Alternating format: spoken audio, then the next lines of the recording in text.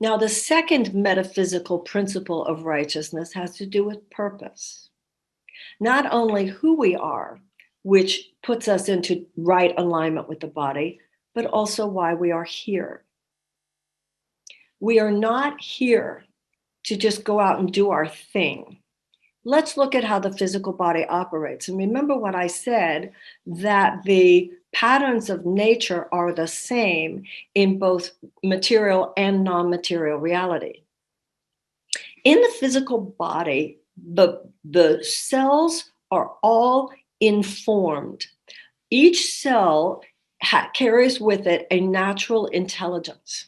The intelligence which says, you go to the pancreas, you go to the lungs, you go to the blood, you go to the bones. When this natural intelligence carries the cells to their assigned place, their highest level of intelligence once they get there is collaborative. The cell is there to collaborate with other cells in order to serve the healthy functioning of the organ and the organism of which they are part.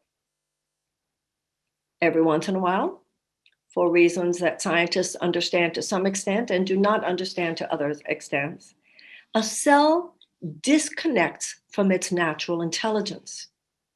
It goes off to do its own thing. I don't want to serve the healthy functioning of the pancreas. I want to go off and do my own thing. And I'm going to surround myself with other cells who have been similarly disconnected from their collaborative function.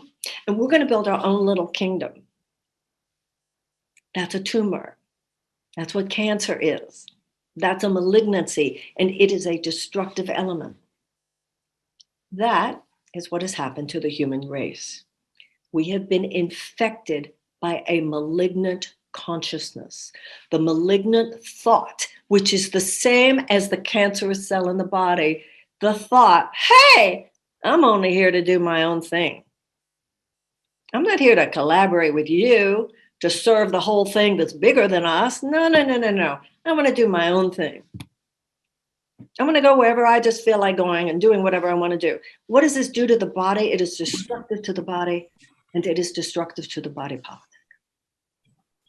And that is the cancer. That is the metaphysical cancer that has infected the human race. We've forgotten we're here with a purpose. We're here to collaborate with one another to serve the whole.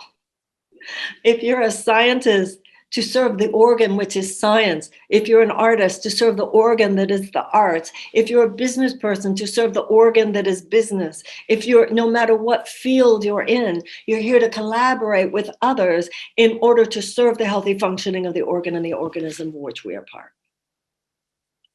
Not doing so, we have harmed ourselves in society, just as a cell that forgets its collaborative function harms the body. Going back to our chemical policies, going back to our food policies, going back to water policies. What is the thinking? What is the thinking? Now, you could argue that back in the 50s and the 60s, they really didn't know the damage monocropping would do to the topsoil.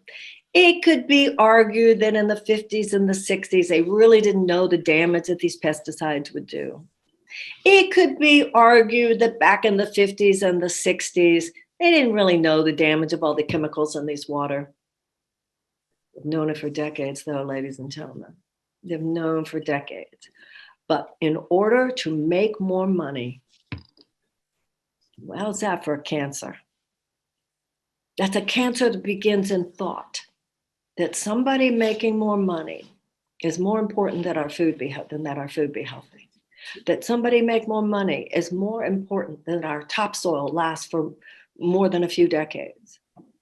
That somebody makes more money is more important than that our water is purified of just extraordinary amounts of toxic chemicals, more than the average person realizes.